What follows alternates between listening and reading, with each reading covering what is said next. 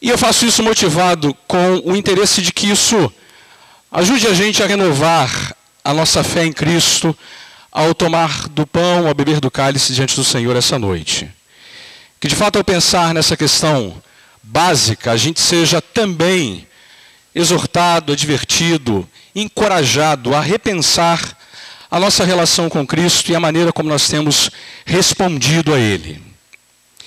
Algumas semanas atrás, eu não vou precisar a data,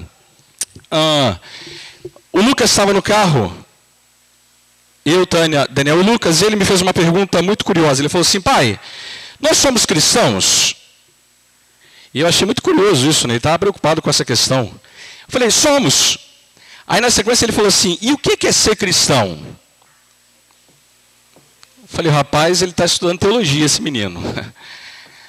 E a minha resposta para ele foi a seguinte: cristão é aquele que segue a Cristo e que está disposto a pagar o preço, a se submeter às exigências que ele faz para aqueles que são seus discípulos. Queria hoje falar disso, especialmente dessa parte final da minha resposta, das exigências que ele faz para que nós sejamos discípulos dele. Eu quero crer, irmãos, que esse é um desses assuntos que não é mais popular hoje em dia. Hoje não se pensa mais em cristão como alguém que de fato está disposto a se submeter às exigências de Cristo.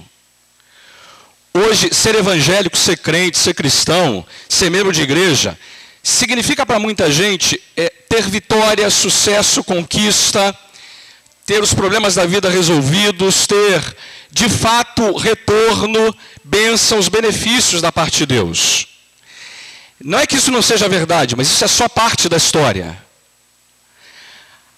A nossa geração não entende mais e não está mais interessada em ouvir pregação, em ser ensinada a perceber que para servir a Cristo e ser discípulo dele, há muita coisa em jogo.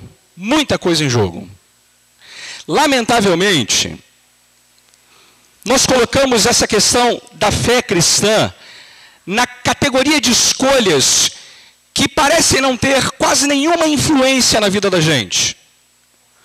Ou, para dizer de outra maneira, a maioria de nós imagina que pode de fato ser cristão, ser discípulo de Jesus e deixar em segundo plano, ou ignorar, ou desprezar, ou menosprezar as exigências que ele faz para nós.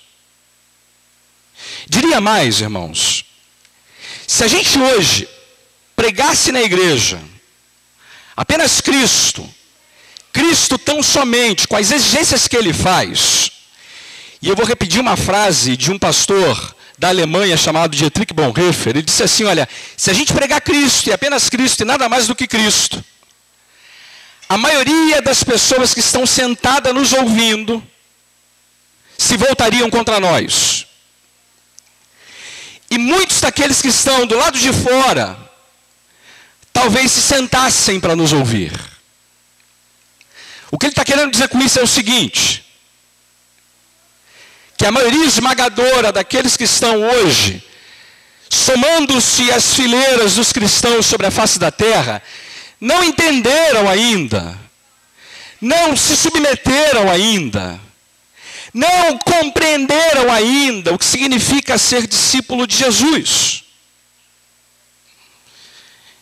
Eu acho que muito parte do nossa falta de entusiasmo, de interesse, da nossa falta de motivação com obra missionária, por exemplo, vem dessa incompreensão. E, portanto, hoje eu quero voltar a isso. Quanto é que custa? O que Jesus exige da gente para a gente ser discípulo dele? O que ele coloca numa agenda de prioridades para que eu e você consideremos com muita seriedade diante dele nessa noite? Abra sua Bíblia em Mateus capítulo 10. E vamos ler rapidamente do verso 34 até o verso de número 39. E aí nós temos um excelente resumo dessas exigências, dessas implicações, dessa submissão que ele exige daqueles que querem ser seus discípulos e daqueles que já são e devem reconsiderar ou repensar ou reavaliar isso em suas próprias vidas. Mateus 10, de 34 até o verso de número 39. Você acompanhará a leitura do texto, de acordo com a versão que você tem em mãos. E o texto diz assim: não penseis que vim trazer paz à terra. Não vim trazer paz, mas espada. Pois vim causar divisão entre o homem e seu pai, entre a filha e sua mãe, e entre a nora e sua sogra. Assim, pois, os inimigos do homem serão os da sua própria casa. Quem ama seu pai ou sua mãe mais do que a mim, não é digno de mim. Quem ama seu filho ou sua filha mais do que a mim, não é digno de mim. E quem não toma a sua cruz e vem após mim, não é digno de mim. Quem acha a sua vida, perdê-la-á. Quem, todavia, perde a vida por minha causa, achá-la-á. Até aqui a leitura do texto, dessa passagem que traz explicações radicais para quem quer considerar e ouvir o chamado de Jesus para a sua vida. As implicações são muito profundas, irmãos. Esse capítulo 10 inteiro, eu vou ser rápido nisso, Jesus está chamando para si os seus discípulos, isso aparece no primeiro versículo do capítulo 10, dá eles autoridade sobre os espíritos imundos, eles passam a curar toda sorte de doenças e enfermidades, e depois é dado para a gente o nome dos 12, e o texto todo está dividido em uma série de blocos. Ele dá uma série de instruções, depois ele admoesta esses discípulos, dá a eles uma série de estímulos, fala das recompensas, mas ele também aponta de maneira muito clara e honesta para eles as tremendas dificuldades que eles enfrentarão na caminhada, no discipulado, na submissão ao senhorio de Jesus. Esse texto que a gente leu é o conjunto dessas dificuldades que ele aponta. E ao contrário do que eu já mostrei para os irmãos na introdução, a fé cristã traz implicações profundas para a nossa vida. Eu não diria isso para você se Jesus não tivesse dito isso para a gente. O que temos nessa passagem é um negócio tão radical, é um tratamento tão completo, que nenhum outro líder de nenhuma outra religião da face da terra, e eu até estou cometendo o equívoco de colocar Jesus nessa mesma categoria, ele não está nessa categoria. Nenhum líder de nenhuma religião que você conhece sobre a terra jamais fez exigências sequer parecidas com essas. Você não vai encontrar nenhum outro guru, líder, carismático, nenhum outro homem que se coloque diante de outros homens para fazer exigências desse nível, desse tipo. E eu espero poder ajudar você no final do sermão do que isso revela acerca de Jesus. Mas antes da gente olhar para essa questão, vamos olhar essas exigências que ele faz. E vamos confrontar a nossa própria vida diante dessas exigências. Entendê-las. E ver o nível de tratamento radical que ele está dando para aqueles que querem se submeter ao senhorio dele. E veja, isso aqui não é pós-graduação da fé cristã, não são os últimos níveis, não, isso é o início da jornada. Esse é, por assim dizer, o início daquilo que deve ser colocado na mesa quando a gente considera o que Jesus tem para exigir a cada um de nós. Primeiro ele faz uma afirmação surpreendente sobre a vinda dele. Veja o verso 34. Vocês pensam que eu vim trazer paz à terra? Eu não vim trazer paz, eu vim trazer espada. Isso aqui já é surpreendente, porque para muita gente, a imagem de Jesus é a imagem daquele homem manso, olhos azuis, cabelo liso, e aquele olhar, angelical, que não traz nenhuma implicação, Parece ele ser sempre muito bondoso, amoroso, gentil, quando na verdade a imagem do Novo Testamento é de um homem viril, firme, que começa dizendo para a gente: olha, eu não vim trazer paz, eu vim trazer espada. Vamos entender bem isso aqui, porque a gente pode confundir as coisas aqui e acabar tirando interpretações equivocadas dessa passagem. Há um sentido que ele veio trazer paz, sim. Obviamente, ele veio trazer paz num sentido. O cristão pode ser descrito biblicamente como aquele que foi alcançado pela paz com Deus. Agora, por causa de Cristo, e porque ele morreu no Calvário em nosso lugar, justificados então pela fé que temos nele, nós temos agora paz com Deus. O cristão agora tem paz com Deus, paz com ele mesmo e paz com os outros. E a Bíblia chega a dizer que essa paz pode invadir o nosso coração e a nossa alma, de tal maneira que a paz que excede todo entendimento, a paz de Deus, guarda o nosso coração e a nossa mente em Cristo. Então há um sentido em que ele concede paz a nós. Há um sentido em que a gente foi alcançado pela obra salvadora dele, que a gente vai celebrar aqui no Memorial da Ceia, e essa obra promove a paz da nossa alma para com Deus, a paz do nosso interior para conosco mesmos, e a paz com o próximo. E portanto isso não está sendo colocado em xeque pelo que Jesus está dizendo aqui. Ele trouxe paz. Mas quando ele diz que ele não veio trazer a paz, ele está apontando para a gente uma outra coisa importante que deve ser entendida à luz dessa primeira paz. É que ele não veio resolver todos os problemas da humanidade. Ele não veio acabar com toda a guerra, todo o conflito, toda a dificuldade, todos os efeitos que o pecado produziu em nós. Isso ainda não está nessa primeira vinda dele. Isso acontecerá, como a gente cantou essa noite, quando o reino dele de justiça e de paz se estabelecer por toda a eternidade e plenamente. Ora, enquanto isso não acontece, ainda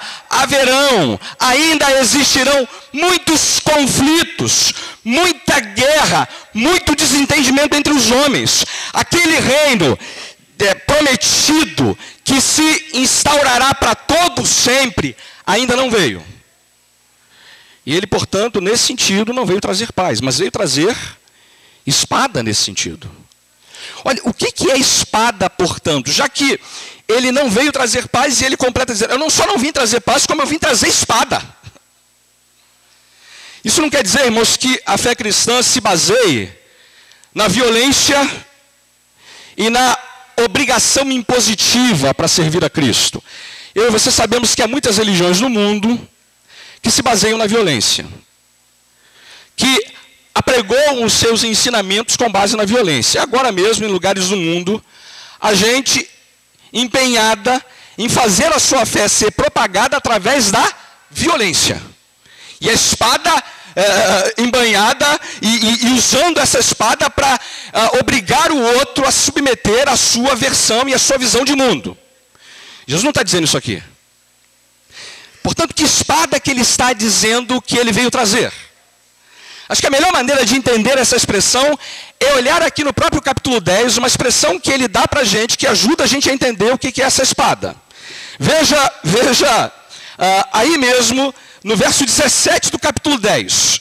Ele diz assim: acautelai-vos dos homens, porque vos entregarão aos tribunais e vos açoitarão nas suas sinagogas, por minha causa sereis levados à presença de governadores e de reis, para lhes servir de testemunho a eles e aos gentios. Veja o verso 22. Sereis odiados de todos por causa do meu nome. Aquele, porém, que perseverar até o fim, esse será salvo. Olha, portanto, quando ele fala de paz, ele fala de um conflito inevitável, ou melhor, de espada. Ele fala de um conflito inevitável que a mensagem do Evangelho carrega na relação com aqueles que não se submetem ao senhorio dele. Tocando em miúdos, o Evangelho, quando assumido por discípulos de maneira plena, provocará inevitavelmente conflito por parte daqueles que não se renderam a Cristo. É como se você colocasse na mão deles uma espada para ser usada contra você. Por causa da radicalidade da mensagem do Evangelho, por causa do fato de que somente Cristo e apenas Ele reconcilia o homem com Deus, e somente Ele leva a gente a ter paz com Deus, os homens que resistirem a essa mensagem não ficarão apenas satisfeitos em resistirem. Eles em alguns momentos pegarão espada para agir contra os discípulos de Jesus. Vocês serão odiados de todos por causa do meu nome. Eu não vim trazer paz. Eu vim trazer espada. Olha, se isso aqui é entendido pela gente, ele apresenta logo na sequência 3 exigências que todo discípulo deve entender muito bem agora que já sabe que ele veio trazer espada. A primeira delas, e talvez seja a mais leve de todas, é aquela que está no verso 35 e no verso 36. E que exigência é essa? Quem é discípulo dele tem que estar disposto a sofrer por causa dele. A vida do discípulo, irmãos, não é uma vida de facilidades, de tranquilidade. A vida do discípulo não é a vida da paz e do amor, né? Que é, estamos no paz e amor, é paz e amor. Não é assim que faz, Daniel? Errei? Não, tá certo, né? Paz, não tem nada a ver com isso, irmão. Discípulo não foi chamado para viver paz e amor. Discípulo foi chamado para estar disposto a sofrer por Jesus. E Jesus vai apontar uma das muitas maneiras que esse sofrimento e essa espada pode se apresentar para a vida desse discípulo. A lista é grande, mas ele começa falando que essa espada pode trazer, versículo 35, divisão entre o homem e seu pai, entre a filha e sua mãe, entre a nora e sua sogra. Olha, qual é a questão aqui? Essas relações são as relações que nós mais prezamos, mais admiramos, mais nos alegra. Eu amo de paixão meu pai, amo de paixão a minha mãe, e vou dizer uma coisa para vocês, amo de paixão a minha sogra. Eu sei que esse negócio de conflito entre nora e sogra não é novidade nenhuma. Mas a minha sogra é uma bênção na minha vida. Ela teve esses dias lá em casa, e eu estava com vontade de comer arroz doce. E ela faz um arroz doce, irmãos, divino. E eu falei para ela assim, minha sogra, meu amor, minha paixão, faz um arroz doce para mim. E ela de pronto, irmãos. O problema é que acabou em um dia. Ela queria fazer mais, a Tânia não deixou. Porque ela está preocupada com esse negócio de emagrecer, engordar, não sei o quê, mas eu não tenho problema, vamos lá. O fato é o seguinte, Jesus está falando dessas relações, do seu pai, da sua mãe, da nora, da sogra, de coisas que estão próximas de nós.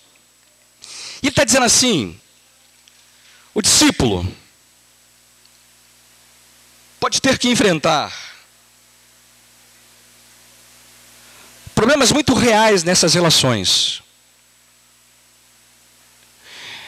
Ele pode ter que, por causa da fé que ele tem em mim, não corresponder às expectativas dessas relações que são muito próximas dele. De filhos que precisam romper com seu pai por causa da fé em Cristo. Discípulos que têm que, de fato, romper com a sua mãe por causa da fé que tem em Cristo. Discípulos que têm dificuldade para continuar convivendo com aqueles que ele tanto ama por causa da fé que ele tem em Cristo. Não me entenda mal, não é que esse discípulo está brigando com essas pessoas, não é que ele está procurando desentendimento com elas. Não é que ele está botando lenha na fogueira para que, de fato, ele brigue com elas. Não, ele faz de tudo para se manter reconciliado com elas, mas elas não aceitam o fato dele estar agora submisso a Cristo. Isso causa divisão, isso causa dor, sofrimento. Isso causa perda para ele, mas ele deve manter-se fiel ao Senhor Jesus, porque Jesus já havia antecipado para ele que essa possibilidade é real. Olha, eu não estou dizendo com isso que você deve servir a Cristo na igreja de maneira que você negligencie seu pai, sua mãe, sua sogra, sua nora. Não é nada disso.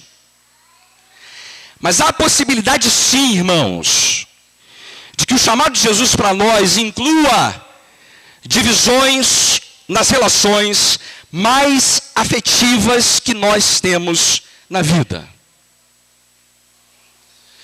Não sei se tem discípulos aqui da igreja que estão atravessando esse momento. Eu sou muito grato a Deus porque meus pais já são convertidos atualmente, mas eu tive uma mãe que não entendeu por um período o que estava acontecendo na vida da família inteira e fez muita pirraça para impedir que a graça avançasse na vida da gente. Os discípulos devem entender que esse chamado para sofrer é parte da exigência de ser discípulo de Jesus. A lista podia ser amplificada para outras relações, mas vou ficar apenas nessa, porque ele completa o argumento no verso 36. Assim, os inimigos do homem serão os da sua própria casa. Portanto, lembre-se que você, enquanto discípulo, pode ter que enfrentar inimizade na sua própria casa para continuar sendo fiel a Ele. E quem retrocede, na verdade não entendeu o que é ser discípulo dele. Quem prefere manter-se unido àqueles que se opõem a Cristo, e ao invés de se manter unido ao próprio Cristo, mostram que não entenderam a exigência que ele está fazendo nesse texto. Segunda exigência que ele faz na sequência. Ele diz que ser discípulo é entender que Jesus exige amor supremo dos seus discípulos. Versículos 37 e 38, ele diz assim: quem ama seu pai ou sua mãe mais do que a mim, não é digno de mim. E quem ama seu filho ou sua filha mais do que a mim, não é digno de mim. E quem não toma a sua cruz e vem após mim, não é digno de mim. Acho que a coisa agora engrossou, né, irmãos? Se era difícil considerar a primeira exigência da possibilidade de sofrimento, da divisão dentro de casa, agora a coisa ficou mais complicada. Estreitou mais o problema.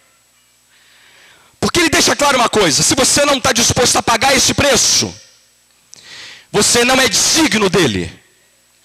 Isso é uma expressão bastante carregada de significado. Você não está à altura de ser meu discípulo. Você não serve, não presta, não me interessa tê-lo como meu discípulo. Se você não está disposto a ir tão longe quanto eu estou exigindo a você, você deve reconsiderar, porque você não é digno de mim. A gente é digno dele, irmãos. A gente é digno dele. Qual é a exigência que ele está colocando aqui? Que denuncia de maneira muito clara o que ele está exigindo da gente. Mais uma vez ele volta às relações mais próximas da gente, né? Pai, mãe. E eu já falei, amo meu pai e minha mãe, amo meus filhos. Amo de paixão. E tenho eles no meu coração como uma coisa preciosíssima para mim. Aí Jesus está falando assim, olha, não há nada de errado de amá-los, não há nada de equivocado nisso. Pelo contrário, o Evangelho nos ensina a amá-los, a honrá-los, a respeitá-los, a cuidar bem deles. O problema está em permitir que esse amor se transforme num amor supremo da sua vida. E discípulo meu já aprendeu que o meu amor é supremo na vida dele. De que não há mais espaço para que numa competição entre esses amores, o discípulo prefira estar ao lado da mãe, do pai ou dos filhos, em detrimento das minhas demandas para a vida dele. É que quando ele se vê numa encruzilhada em que, por um lado ele tem que agradar a mãe e o pai, por um lado ele tem que agradar os filhos ou a filha, a esposa ou o esposo, e por outro lado ele tem que agradar a Cristo, ele já sabe, de antemão, quem é aquele que ele vai buscar agradar acima de tudo mais. E veja, deixa eu dar alguns exemplos concretos em que esse princípio, essa exigência, essa verdade se mostra concreta para nós. Imagina que você descubra que seu pai, que sua mãe, ou que seu marido, ou que sua esposa, estão envolvidos com um crime, com uma prática ilegal, de maneira que você sabe que o que eles fizeram, de fato, é uma coisa grave, séria, e que exige que eles sejam presos, condenados e colocados no cárcere. Aí o seu marido, a sua esposa, seu pai, sua mãe diz assim, ah, meu amor, você me ama, não ama? Aí você fala, amo? Então vamos manter isso em segredo. Morre aqui, meu amor. Nós não precisamos dizer isso para ninguém. Você não precisa dizer para ninguém, porque afinal de contas você me ama. Mas por outro lado, o amor de Cristo diz para você, eu sei que isso é errado, ilegal, criminoso, e você sabe que o amor que você tem por mim exige de você uma resposta diferente. O que o amor supremo de Cristo exige de nós nessa hora? Que a gente diga assim para o nosso pai, para a mãe, para o marido, para a esposa, meu amor, eu te amo. Tenho um profundo apreço e afeto por você, mas amo a Cristo muito mais do que você. E eu vou ser preso com você. Mas nós não esconderemos a verdade. Você entendeu o que está em jogo aqui, irmãos? É que se preciso for não corresponder à expectativa de quem tanto se ama, o amor de Cristo sobrepuja essas relações. Um outro exemplo concreto é quando você vê pais que querem defender os seus filhos a qualquer prova. Quem é que trabalha em escola, e tem muitos irmãos da igreja que trabalham com escola, professores e educadores. Então o menino vai lá e bate na professora. Isso é uma coisa que não está acontecendo hoje em dia, não é isso? Não está acontecendo no Brasil, isso é um problema muito raro. Então o menino bate no professor. Aí o pai recebe uma reclamação. Aí o pai vai lá. O pai chega lá e briga com o professor para defender o filho mal criado, malvado, rebelde, pilantra, sem vergonha, salafrário. Porque ele usa o seguinte argumento, eu amo meu filho, então eu vou defendê-lo. Vou mantê-lo sempre defendido pelo meu amor. Olha, o que um pai cristão faz numa hora dessa? Meu filho, eu te amo. É verdade, papai te ama. Entretanto, o meu amor pelo Senhor Jesus exige que eu faça com você a disciplina adequada para que você aprenda nunca mais cometer o erro que você cometeu. Olha, quem ama seu pai ou sua mãe mais do que a mim não é digno de mim. Quem ama seu filho ou sua filha mais do que a mim não é digno de mim, porque o meu amor não pode ser negociado em relações que são efêmeras e passageiras. Essa é a grande visão que Jesus quer que a gente tenha. As relações que a gente tem agora com os filhos, com a mãe, com o pai, com o marido, com a esposa, são temporários, irmãos. São temporários. Nós não viveremos eternamente mantendo essas relações. No casamento, melhor, no céu, por exemplo, ninguém vai se casar e se dar em casamento. No céu, nenhum de nós mais vai se reconhecer como pai, como mãe, como filho. No céu, é verdade que alguns de nós terão o privilégio de ter o seu pai, a sua mãe, o seu filho também lá. Alguns de nós não teremos esse privilégio. Para lembrar, gente, que o que vai se estabelecer no céu, de uma vez por todas, é a nossa relação de irmãos. Nossa relação de irmãos. É isso que vai manter-se para sempre. O que nós somos agora em Cristo. E, portanto, é ligados a Ele que permaneceremos por toda a eternidade. E, portanto, essas relações agora não podem definir a nossa agenda, porque elas passarão. Jesus mostrou isso para a gente. Dá uma passada aí rapidinho comigo, em Mateus capítulo 12. Veja do verso 46 em diante. É dito assim: falava ainda Jesus ao povo, Mateus 12, 46 em diante. Falava ainda Jesus ao povo, e eis que sua mãe e seus irmãos estavam do lado de fora procurando falar-lhe. E alguém lhe disse: tua mãe e teus irmãos estão lá fora e querem falar-te. Porém ele respondeu ao que lhe trouxeram o aviso: quem é minha mãe? E quem são meus irmãos? E estendendo a mão para os discípulos disse: eis a minha mãe e meus irmãos, porque qualquer que fizer a vontade de meu Pai celeste, esse é meu irmão, irmã e mãe. Portanto, se você basear a sua relação com Cristo, procurando sempre agradar aqueles que agora estão numa relação de pai, mãe, filho com você, você está cometendo um equívoco de entender que essas relações são passageiras. O que vai perdurar é a nossa irmandade em torno do Senhor Jesus.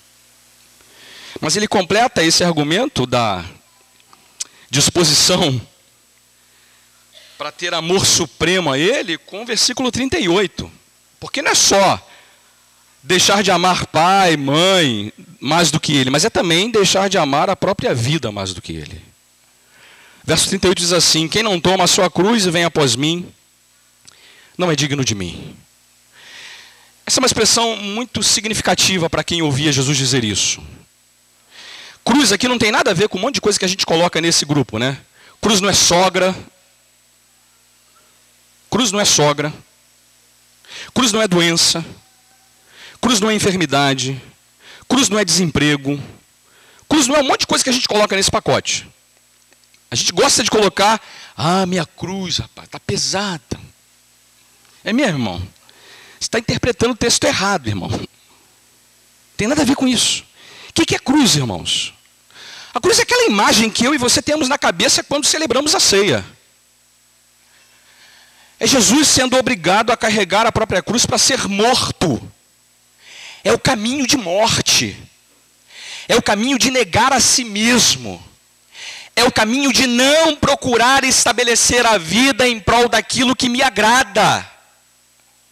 A cruz é estar disposto a, se necessário for, morrer, abrir mão da própria vida para ser fiel e leal ao Senhor Jesus.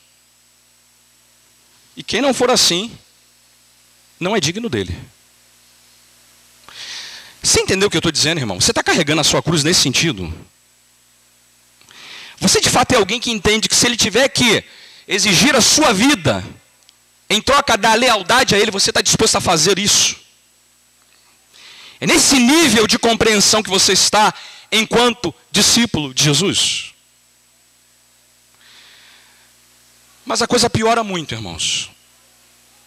E ele chega no ápice da sua exigência no verso 39, quando ele diz que o discípulo não só é alguém que deve estar disposto a sofrer por ele, não só é alguém que deve estar disposto a ter amor supremo por ele, mas é alguém também que sabe que deve perder a própria vida por causa dele. Verso 39, quem acha a sua vida, perdê-la-á.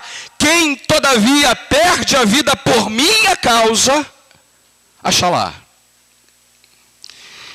Essa é uma das frases que Jesus mais repetiu em todo o Novo Testamento. Talvez 6 vezes que você vai encontrar essa frase em todo o Novo Testamento. É um ensino que ele gostava muito de repetir para os seus discípulos.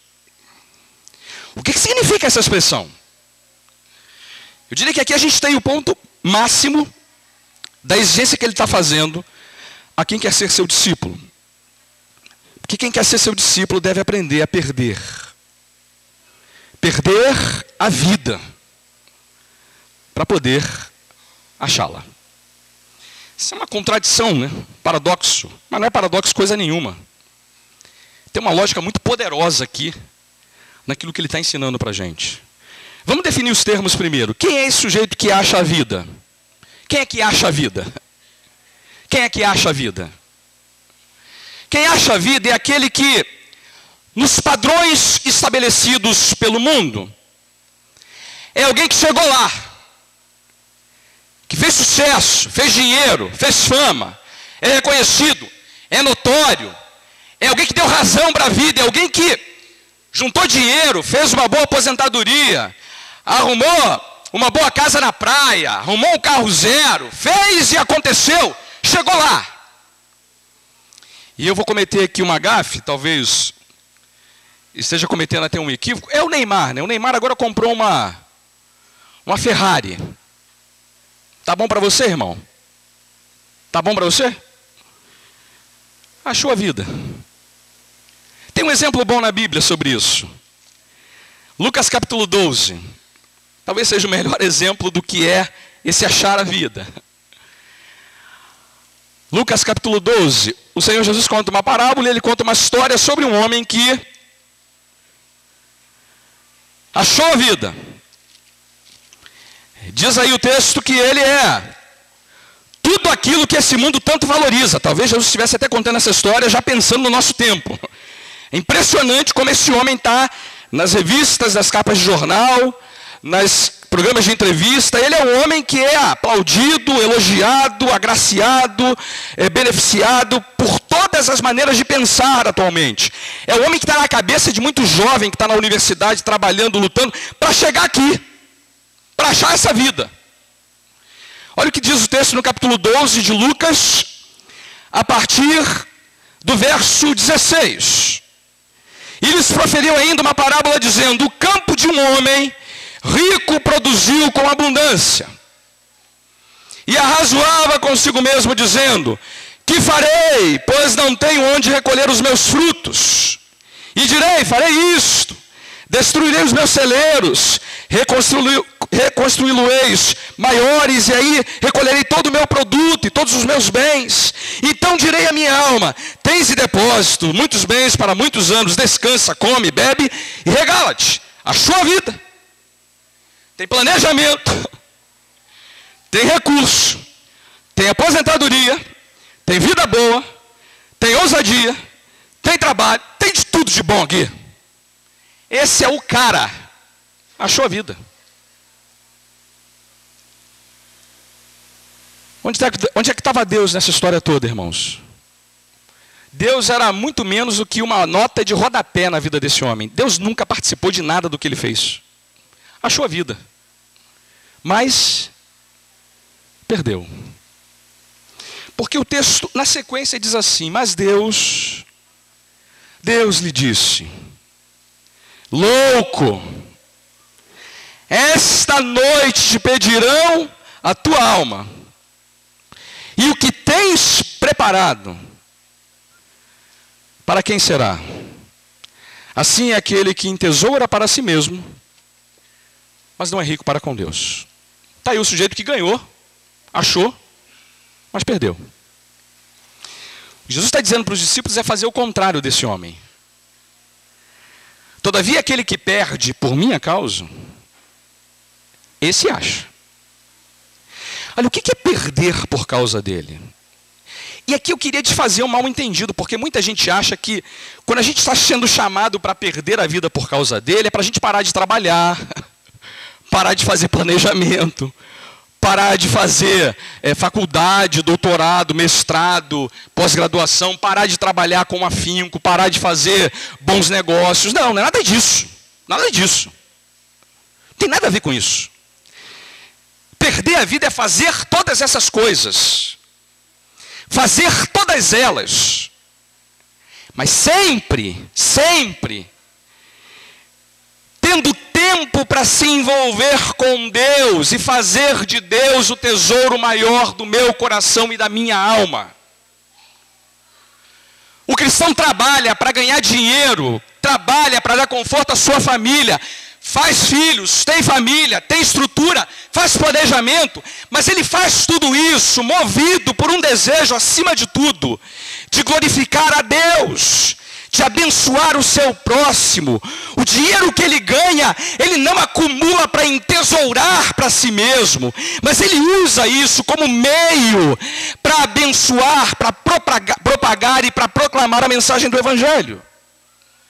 Não é que ele não faça as coisas que o homem da parábola fez, ele faz as mesmas coisas, mas as motivações do seu coração são completamente diferentes. Se você perde a vida assim, se você perde a vida assim, aí sim você encontra, aí sim você acha. Essa é a pergunta que eu queria que a gente fizesse agora, como essa última exigência. Irmão, você está buscando. A pergunta que eu estou te fazendo é a seguinte: está buscando para quê, irmão? Para perder? Para perder? Você de fato está buscando ser cada vez mais bem profissionalmente, mais bem na sua área de trabalho, mais bem como seja lá o que você estiver envolvido. Mas você tem consciência de que você faz isso para perder? Para perder por amor a Cristo, por amor àqueles que precisam ser abençoados por aquilo que você está buscando. Você está perdendo a sua vida. A sua vida é perder por amor dele. E assim que você vive. Do contrário, você não é digno de ser discípulo de Jesus. Deixa eu terminar, eu termino para a gente poder ceiar, irmãos. Eu já acho que eu já fui muito além do que eu deveria. Primeira coisa é, por que Jesus pode exigir isso da gente? Eu volto àquilo que eu apontei no início. Por que ele pode exigir isso da gente? Veja, olha só, o que ele está dizendo é o seguinte, vou tentar traduzir rapidinho. Ele para numa multidão e diz assim: olha, vocês, se quiserem ser meus discípulos, primeiro, vão ter que estar dispostos a sofrer por mim. Pode ser que o pai, a mãe, a nora, a sogra, o irmão se voltem contra vocês por minha causa. E vocês vão ter que resistir a isso. Segundo, eu quero que vocês me amem mais do que vocês amam o pai, a mãe, o filho e a filha de vocês. Quero que vocês amem mais a mim do que vocês amam a vida de vocês. E tem mais. Eu quero que vocês aprendam a viver perdendo por minha causa, para que vocês possam achar vida para vocês. Pensa numa coisa, irmãos. Das duas, uma. Ou Jesus é o sujeito mais maluco, mais desequilibrado, mais tantã da cabeça que apareceu sobre a face da terra. Porque nenhum humano, nenhum ser humano, nenhum homem pode exigir isso de outros homens. Ele é um sujeito esperto, inclusive, porque enganou agora aí 3 bilhões de cristãos que estão sobre a face da terra. Esperto, tantã, desequilibrado, porque diz coisas que nenhum ser humano pode dizer. Ou ele é quem de fato ele é.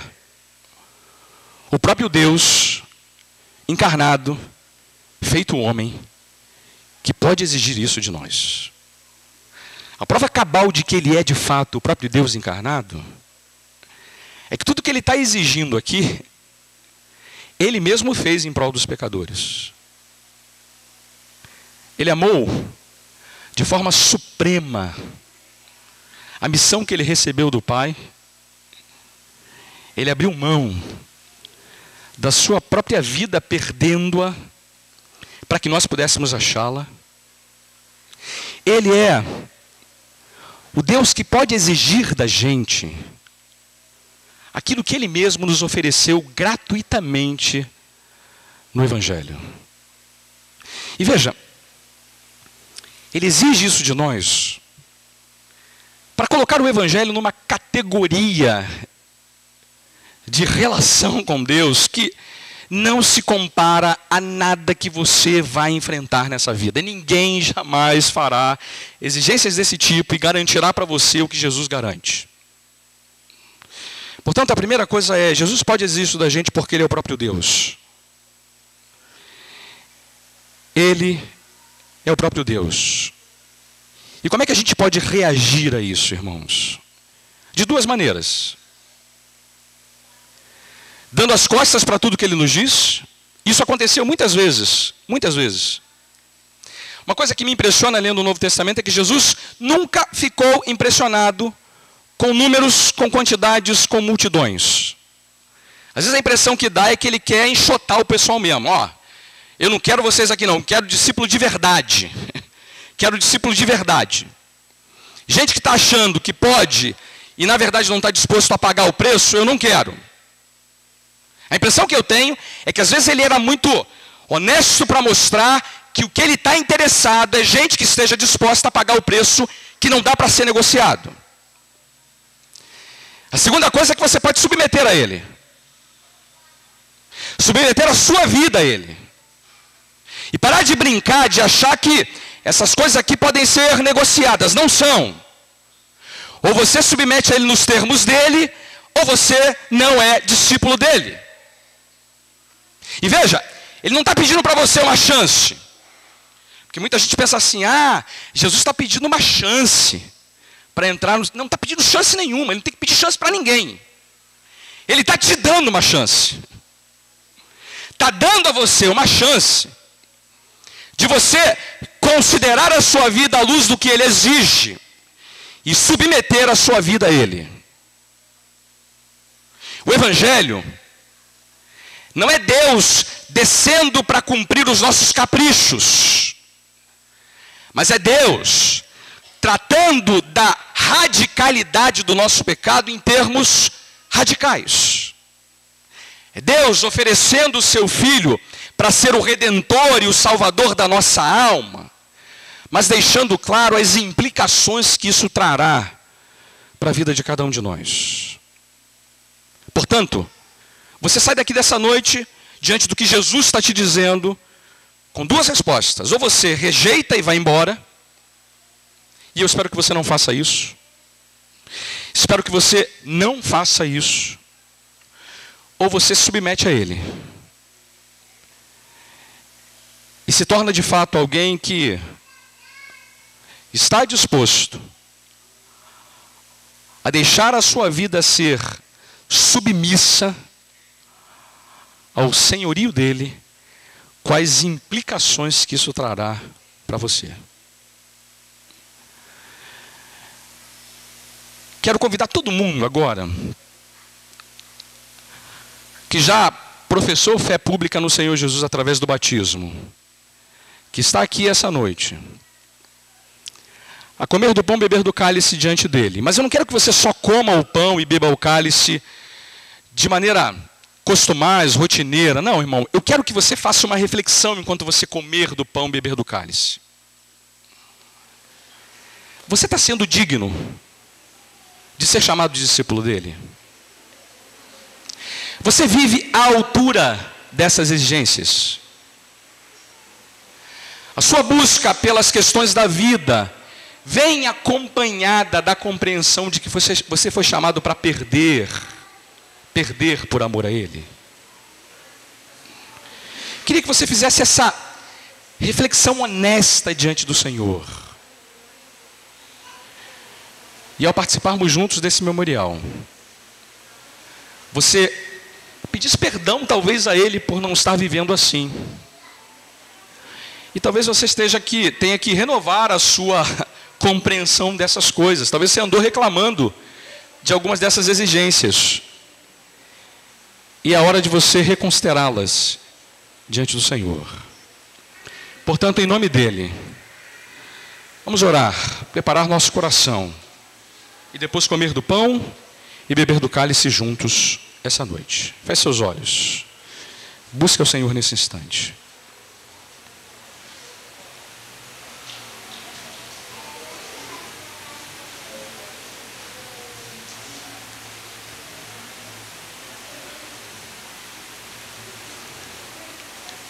Pai Santo, Senhor Jesus Cristo,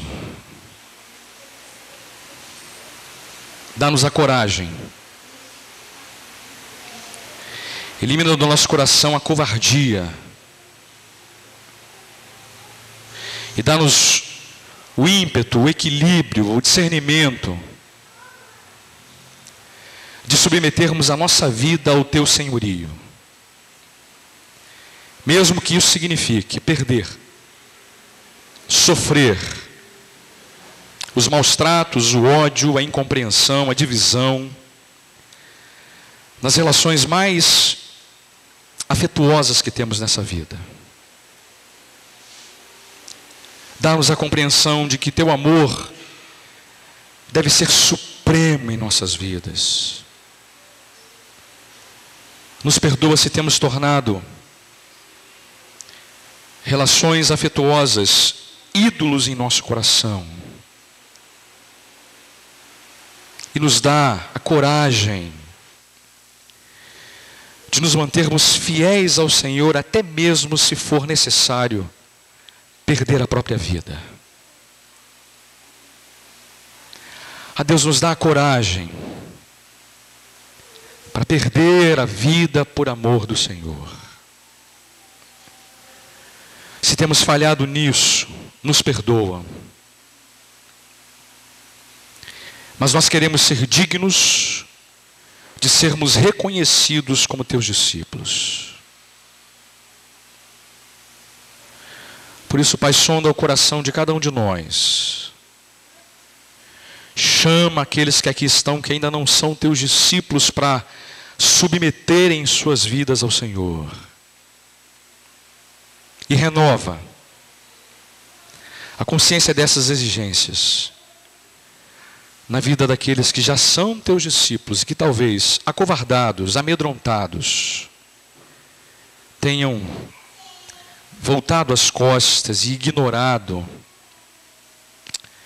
as verdades que a Tua palavra apresentou tão claramente ao nosso coração.